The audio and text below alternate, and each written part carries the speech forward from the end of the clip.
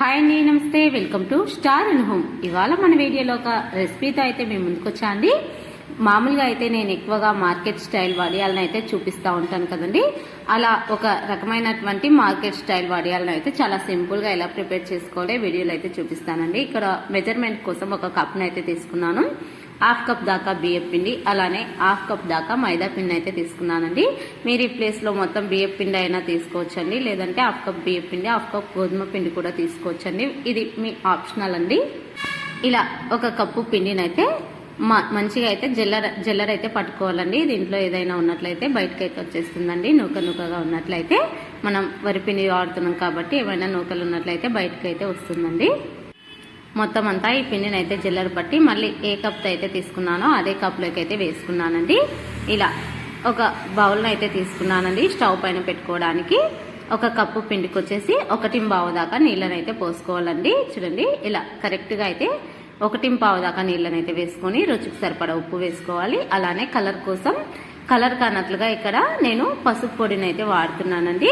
ఇలా పసుపు వేసుకున్న తర్వాత చక్కగా కలిసేటట్లుగా కలుపుకోవాలి. బాగా నీళ్లు మరిగిన తర్వాత ముందుగా గిన్నెలో వేసుకున్న పిండిని అయితే వేసేసుకొని ఒక 2-3 నిమిషాలు అయితే మంట సిమ్లో ఉంచి అయితే ఉడికించుకోవాలి. ఇలా ఉడికించుకున్న తర్వాత మొత్తం అంతా పిండిని కూడా ఒక బౌల్లో అయితే వేసేసుకోవాలి.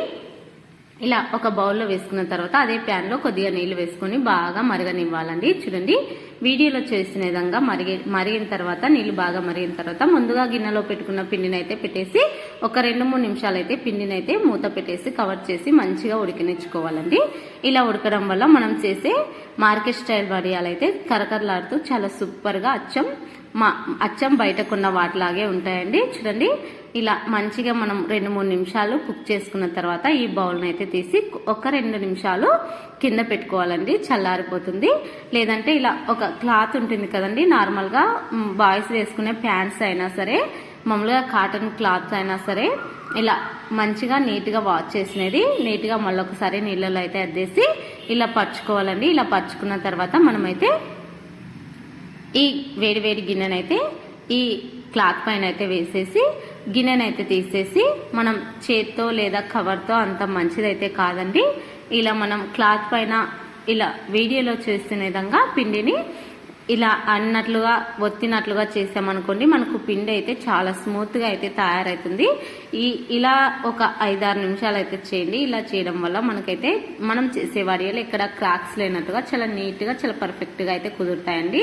చూడండి, ఇలా కనీసం మీకు టైం లేనట్లయితే ఒక 4-5 నిమిషాలు, లేదా టైం ఉన్నట్లయితే ఒక 6-7 నిమిషాలు అయితే చేయండి. ఇలా చేయడం వల్ల చాలా సాఫ్ట్గా ఉంటాయండి.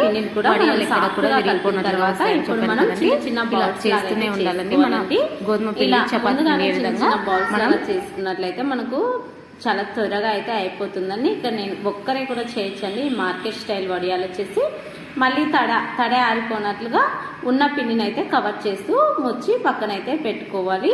ఇప్పుడు ఒక ప్లాస్టిక్ కవర్ కానీ, లేదంటే బొప్పట్ల కవర్ కానీ ఉన్నట్లయితే, లేదంటే మామూలుగా దాన్ని ఏమంటారండి, భక్షాలు చేసే పేపర్స్ అయితే ఉంటాయి కదండి, అలాంటివి ఏవైనా సరే తీసుకొని, లేదంటే వైట్ పేపర్కైనా ఆయిల్ అప్లై చేసుకొని అయితే ఈ విధంగా వీడియోలో చూస్తున్న విధంగా చపాతీ ఏ విధంగా చేసుకుంటామో అదే విధంగా అయితే చపాతీని అయితే రోల్ చేయండి.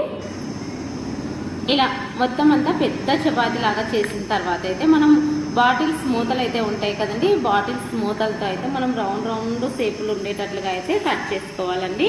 ఇలా చేసుకోవడం వల్ల మనకైతే ఆ సింబలే కాదండి, రౌండ్ సింబలే కాదండి, మీ దగ్గర లవ్ షేప్ అయినా ఎటువంటి షేప్లు ఉన్నా సరే, ఎటువంటి షేప్లు ఉన్నా మామూలుగా ఏమంటారండి మూతలు ఉన్నా సరే, వాటితో అయితే మీరు నచ్చిన షేపుల్లో అయితే చేసి పెట్టుకోవచ్చండి.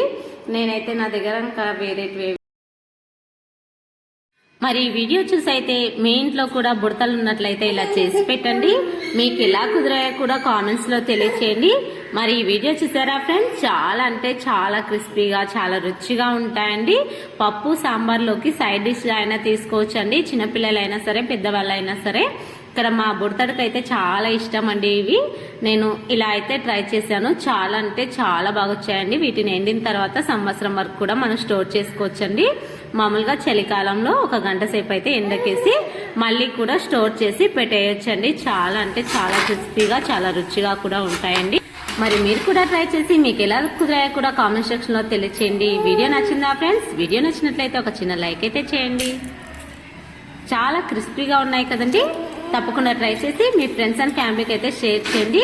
ఈ వీడియో అయితే ఇంతేనండి. మరొక రెసిపీతో అయితే మేము కోసం థ్యాంక్స్.